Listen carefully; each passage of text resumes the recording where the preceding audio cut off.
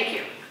Thank you to Congressman Thompson, and thank you to Mr. Robertson for hosting this for us.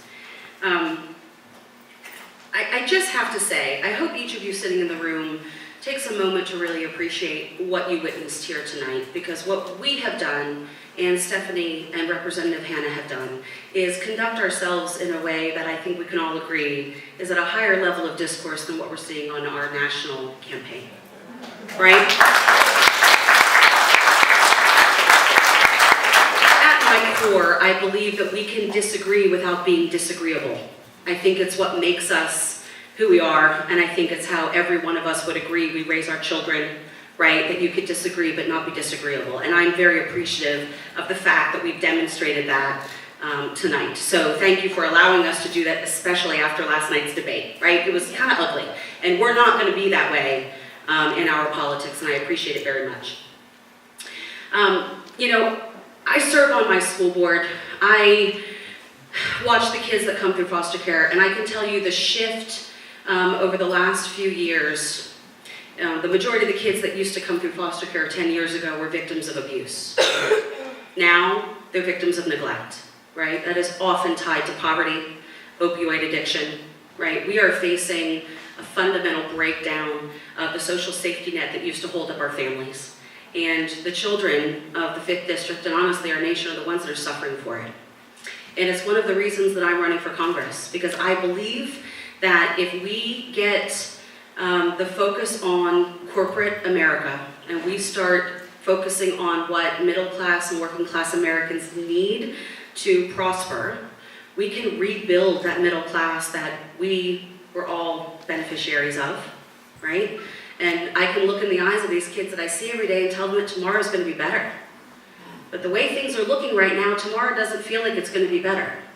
And I would like to do my part and get to Washington to help focus on the impact on everyday people of the 5th Congressional District, and how I can actually say I'm helping them on a daily basis. Because honestly, not a lot of people feel like Congress is doing that right now. So thank you for your time, thank you for having me, and remember, vote on November 8th. Thanks.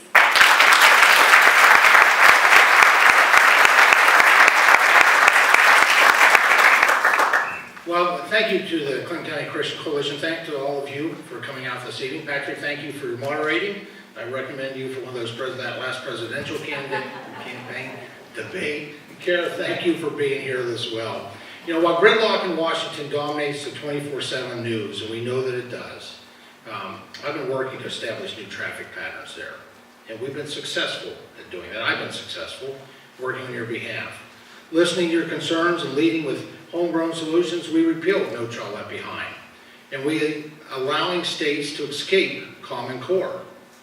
Earlier this fall, the House passed my bill to modernize career and technical education. I think we had a total of, out of 435, we had 5 people vote against it. Not sure why. Still trying to track them down, see what their objection was. But it was a bill that passed 37-0 out of the House Education Workforce Committee, where I'm a senior member. Now, these will work together to support family-sustaining jobs and prepare the 21st century workforce. I supported legislation for access to recreation on our rivers, our forests, and our communities. Incredibly important. Tourism is important to Clinton County. It's important to Pennsylvania. And we also passed the Farm Bill, which gives us an affordable and safe food supply. And this supports 1 in 7 jobs in Pennsylvania, as I mentioned before. Families and small businesses need certainty in our tax code. And I support a bipartisan law to make more than 20 tax provisions permanent. As a father of a wounded warrior, I know the importance of a strong military. Our homegrown solutions have used telemedicine to lower military suicide rates. And this work is far from done, and my commitment to our veterans is unwavering. As a member of this community, I know that we don't have a borough or a township that's not impacted by opioid heroin use. And that was why I was proud to work on and support 18 different bills that were compiled into one, the Comprehensive Addiction Reduction Act, that went to the President and was signed into law, making available grant monies and resources. I really appreciate you being here tonight. My vision is one of partnership. I look forward to continue to take your homegrown solutions in Washington. Thank you so much, and I appreciate your vote on November 8th.